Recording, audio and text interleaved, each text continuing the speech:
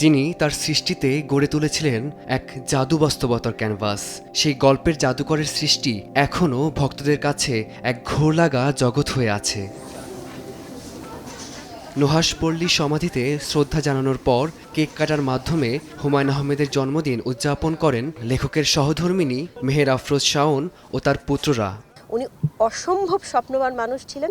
শুধুমাত্র হুমায়ূন আহমেদের কারণেই আমি এখনও হুমায়ূন আহমেদের সব কিছু না হলেও অল্প কিছু স্বপ্ন আমি সফল করতে চাই এখনও। হুমায়ূন আহমেদের প্রতিষ্ঠা করা স্কুল শহীদ স্মৃতি বিদ্যাপীঠ হুমায়ূন আহমেদ যে জায়গায় রেখে গিয়েছিলেন তার চেয়ে অন্তত 5 ধাপ এগিয়ে গেছে। আমি চাই যে আমার বাবার লেগাসিটা ক্যারি অন করার জন্য আমি কোনো না কোনো কিছু একটা লিখব, কিন্তু বাবার মতন লেখক হওয়াটা সেটা আসলে খুব বেশি ইচ্ছা নাই।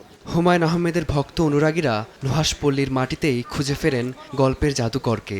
তার অস্তিত্ব যেন এখনও মিশে আছে নুহাশপল্লীর পুরো আঙিনায়। উনি আমাদের কাছে আছে, চিরন্তন উনি আছে, উনি আমাদের মাঝে অনেক দিন বেঁচে থাকুক, 1000 বছর বেঁচে থাকুক, সেটা আমরা চাই। মিসির আলীর যে ক্যারেক্টারটা খুবই বুদ্ধিমান বিচক্ষণ একজন মানুষ।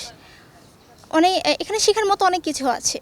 একজন বিচক্ষণ ব্যক্তি পারেন এরকম একটা ক্যারেক্টার তৈরি করতে। একটা মানুষের কথা যে এতটুকু হৃদয় ছুঁয়ে দিতে পারে একমাত্র ওনার বইগুলো পড়লেই বোঝা যায়। স্কুলের শিশুরাও এসেছে হিমু, মিসির আলী কিংবা রূপার গল্প জানার কৌতূহল নিয়ে। জীবনের আনন্দ বেদনা অথবা নিঃসঙ্গ জ্যোৎস্নায় ভক্ত অনুরাগীরাই হয়ে ওঠেন তার সৃষ্ট কোনো অমর চরিত্র, যার মাধ্যমে চিরভাস্বর হয়ে ওঠেন হুমায়ূন আহমেদ।